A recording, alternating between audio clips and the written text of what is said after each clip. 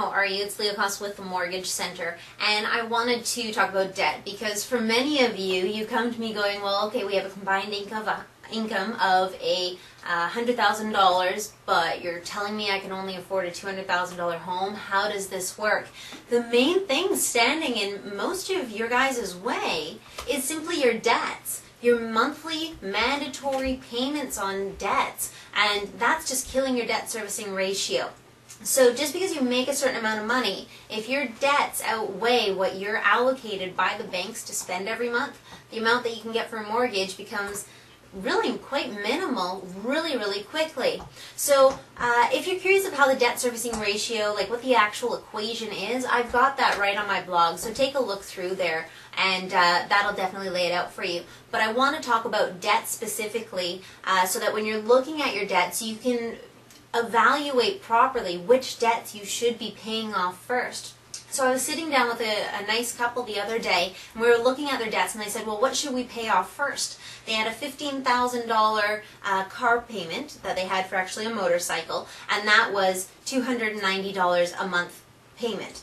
They also had different credit cards and lines of credit, also equaling, well, there's one that was $8,000 a month, and it was a $250 payment. Okay, so we've got $15,000 owed with $290 a month, compared to $8,000, only $8,000 for a $250 payment a month. Those payments are very close. When it comes to debt servicing, the banks aren't really looking at how much you owe, so the $15,000 compared to the $18,000. A lot of people would look at this situation and say, wow, we got to pay down that $15,000 because that's killing us. Let's leave the $8,000 alone. What is actually killing them is the monthly payments. So if they only have a certain amount of money to work with to pay things down, they should actually pay down the $8,000 and leave the $15,000 alone, because both are costing them about $250, $290 a month. They're very close monthly payments. So, seeing as you can get rid of a $250 payment with just $8,000, that's a lot easier to stomach than paying down $15,000 to get rid of a $290 payment.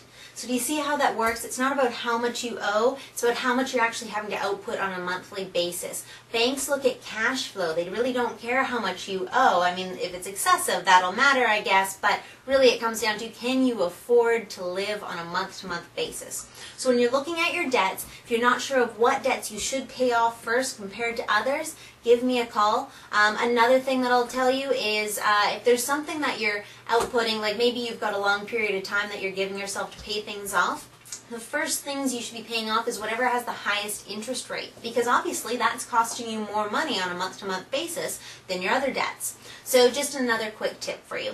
So if you have questions about TDS or debt servicing or the actual bank calculation that they use, looking at your income compared to your debts, look at my other videos. As well, if you want to know about your specific situation to get you best prepared for buying a home and you want me to analyze your debts and income situation, give me a call. It actually doesn't take that long to just go over your numbers on the phone, or we can meet in person if you're local, and we can go from there and hopefully get you into the home that you want. So Leah Coss with the Mortgage Center.